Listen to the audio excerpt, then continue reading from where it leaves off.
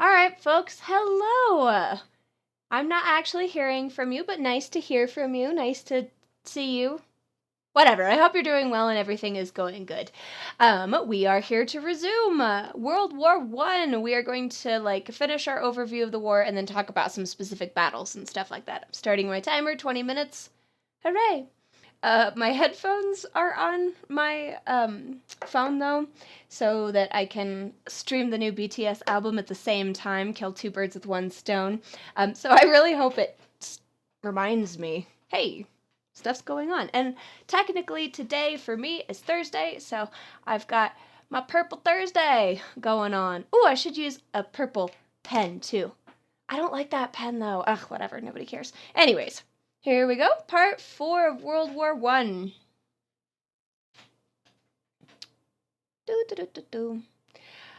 I'm hoping you already kind of looked at this and filled in the stuff, but hey, there it is anyways, just in case you haven't. Okay, so, once America joins the fight, it's really not that long until everything is done for, all things considered, because the Americans are like fresh, corn-fed boys from Idaho. And they haven't been fighting this war for 3-4 years. And this war is a particularly terrible war to fight because everybody is basically at a standstill. You go out, you fight, you gain like a mile, you dig new trenches. It's awful and horrible, and most of the year is like gloomy and filled with rain and mud, and people's feet are getting, rotting in their shoes, and it's just nasty. So the Americans show up in like 1917 and they're like, hey boys, how's it going? And Europe is like, oh my god, we're so tired. And America's like, I just finished eating breakfast, so I'm here to help. So, the end of the war. Germany tries to split up the French army in 1918. It doesn't work. The end is near. German soldiers are deserting. There's lots of food riots and strikes happening in Germany and the other Central Powers because they're really starting to grind to a halt. And then the Central Powers begin to surrender. And peace is declared on the 11th hour of the 11th day of the 11th year, no, just kidding, in 1918. This is originally called Armistice Day, because an armistice is where you stop shooting at each other. No more shoots. No more pew-pew. But now it's known as Veterans Day because, why not? What the heck? Also because people are stupider now, so they don't know what armistice means, and they're like, what's that? And then the rest of us are like, oh, it's when there's no more pew-pew. And they're like, for what? Why were we pew-pewing? It's for World War I. Okay. But anyways, we're not actually done yet, though, because we have to have all this other stuff that goes on, such as the Treaty of Versailles, and basically the Treaty of Versailles is all of these winners get together. We're winners. We're Great Britain and France and America and technically Japan. But nobody cares about Japan, so it's really awkward. And Japan wants to be cared about, and they're like, no, because are you really people? Because you're not white? And Japan is like, oh my god, how dare you? We're going to go off and build our own empire. See how you like that. So that's fun for everybody. So Great Britain, France, United States, all these winning countries get together and they're like, it's Germany's fault. Let's make Germany pay. And Germany is like, oh man, because technically Germany declared war on people first. So technically that's what happened. And so they're like, let Germany pay for everything. And Germany is like, but I has no money. But no money. Says Germany. They're very sad. I'm so sad. So, this is very bad for Germany because their economy crashes. Their new established government isn't really good at addressing these problems. They're called the Weimar Republic. We will talk so much more later about the Weimar Republic, apparently. And they're terrible at everything and addressing all of these needs. And everything is really, really awkward because what the US is doing during this time period, too, is the US is giving loans to Germany so that they can try and get their economy back on track, which doesn't work. But then Germany is using those loan payments to pay reparations from the Treaty of Versailles to the Allied powers, who are paying back loans to America, which always struck me as very, very funny. But at the same time, money only makes more money when you move it around. So the reason they're doing this is because money is made at every step. So the US gives back some money to Germany, Germany gives back more money to the Allied powers, and the US gets even more back in return. So the US is really benefiting from this cycle because then they only have to put out one to Germany and they get to keep the other two, kind of a thing. Don't ask me what's going on with the Allied powers. I'm not an economist. Ask Mr. Burnett what's going on. Anyways, there's also kind of sort of decolonization. Essentially, just Germany has to lose its colonial powers. No more colonies. And, like, all of the people who were involved in World War I and lost, like the Ottoman Empire, no more Ottoman Empire. They've lost all their holdings. They've gotten rid of all their furniture, and now they are just Turkey. Which is fine. Turkish delight. Which apparently isn't actually that great, but that's okay. So they don't have any more colonies. There's no more Ottoman Empire. Austria-Hungary isn't a thing anymore. Now we have all these teeny little countries like Austria and Hungary. Ooh. Hungary is Hungary for Turkey. Yeah, shh. No, it's fine. And then, so that's kind of sort of decolonization because they have to get rid of their colonies, but like Britain still has India and Canada and Australia and South Africa, and France still has tons of African holdings, and the US still has control of Puerto Rico. Even today, we still have control of Puerto Rico. So no more colonies, just for the losers. Then we also get the League of Nations, which isn't any good. The League of Nations has no teeth. It has these great aspirational ideas. They're like, oh my gosh, we're gonna make everybody fair and happy and it's wonderful, but they can't actually get anything done. It's kind of like the international or the European Articles of Confederation. Because they can't get anything done. They have no power to get anything done. And then around the corner is the Great Depression. Isn't depression just a fancy word for sadness? No. Great Depression. It's the Great Depression. Oh, Lord help me. Anyways, okay. So let's talk about some major battles. Okay, so one of the things I want you to notice about some of these battles is just how long they are. So if you take a look there and you take a look at the battles of Gallipoli and Verdun, both of them last a very long time.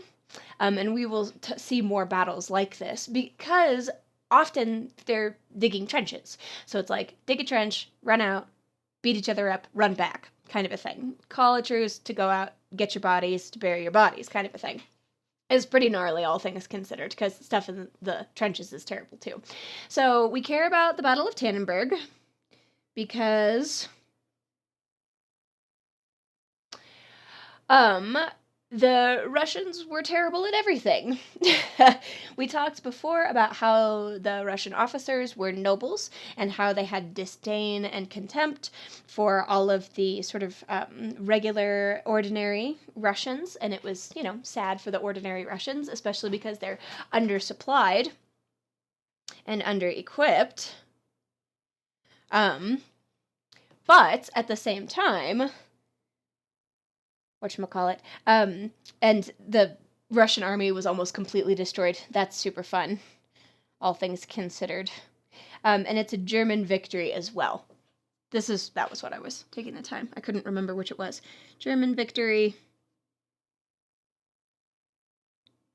Because Russia bad. at war so far. Their officers are inept, they are under-equipped, everything is really, really terrible.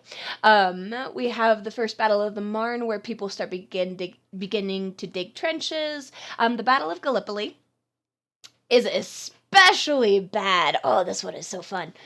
Because the Battle of Gallipoli is them trying to conquer Istanbul.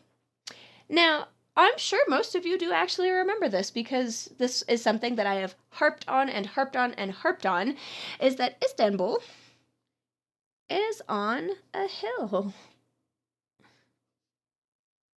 That's the Hagia Sophia. How dare you? Hagia Sophia.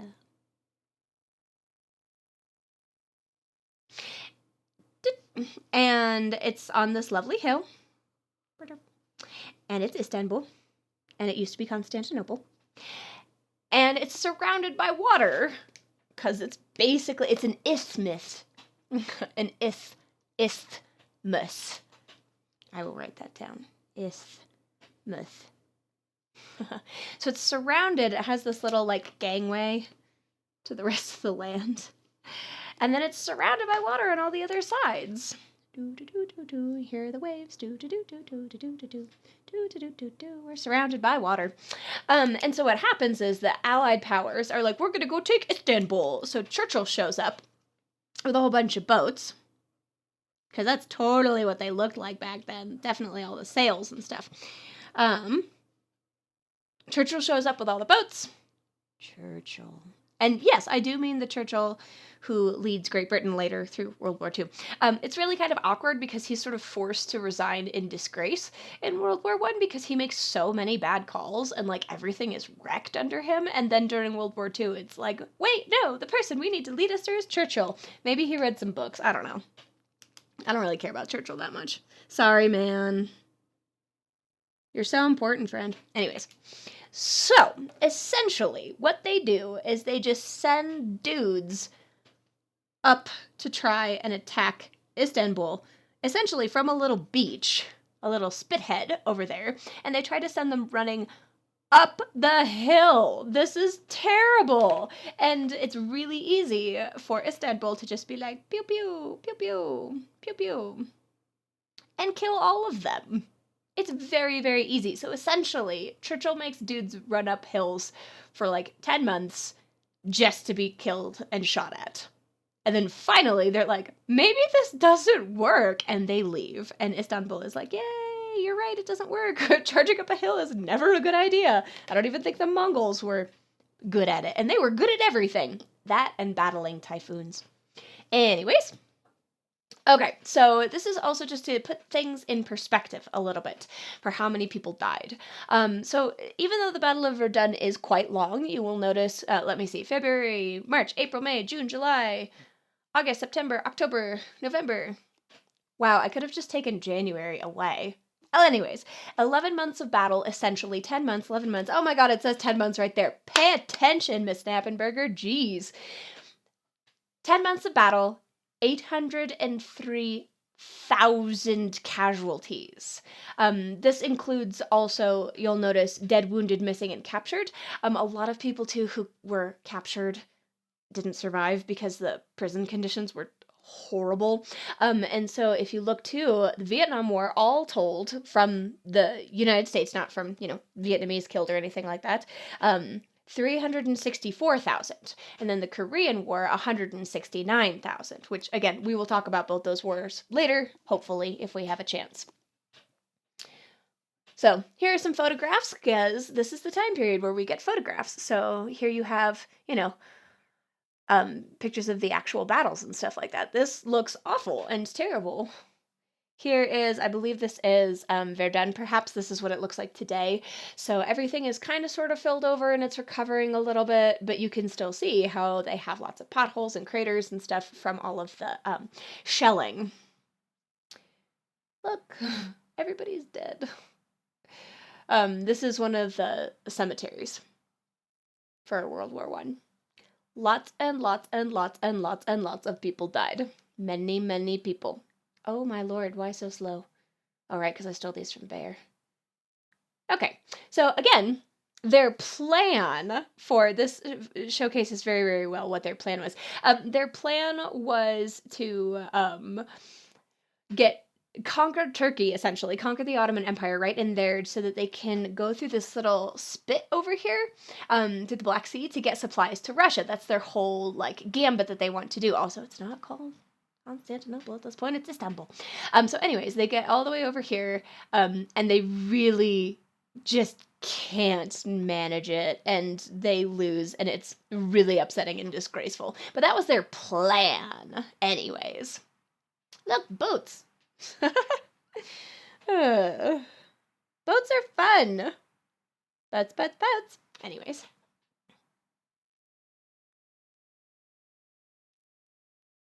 Also, Anzac stands for Australian and New Zealand Army Corps. In case you were wondering, because I couldn't remember. Because nobody cares about those groups, which is tragic because they did so much and they helped because, they were colonies. Anyways, here's another picture of battle. They're coming up over the trenches. That looks terrible. Okay, so more.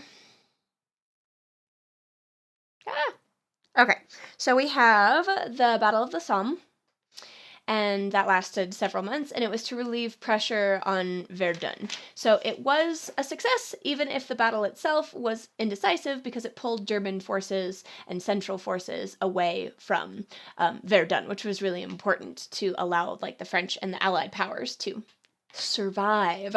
The Second Battle of the Marne is the last German offensive. It is a failure. And then, so after we have the Second Battle of the Marne, and then we have the Battle of the Argonne Forest.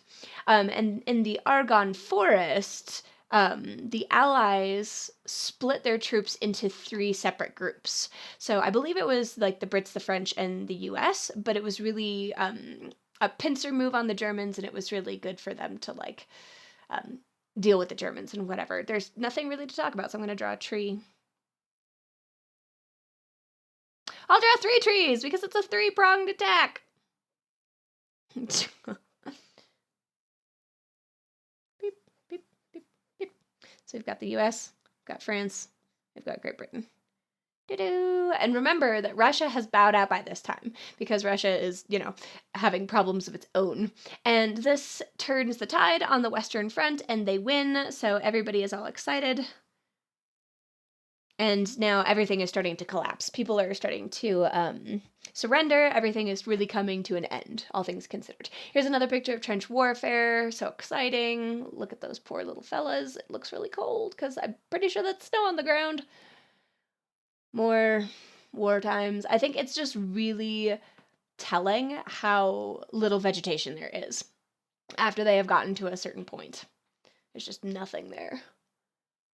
Dead people, sorry.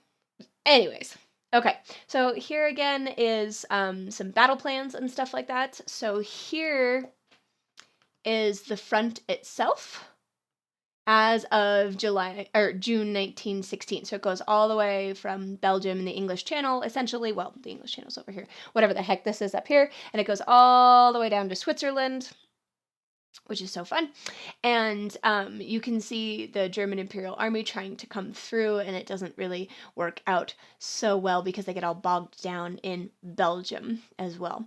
So, anything else I really want to point out to you? And again, the U.S. Army shows up a lot later. And you'll notice, too, that the sort of grayed-in area is the battlefields from 1914 to 1918. So you can kind of see how it, like, goes back and forth a little bit. Sometimes the Germans push in further. Sometimes the Allies push in further. But more or less, it just, like, hangs out along this area.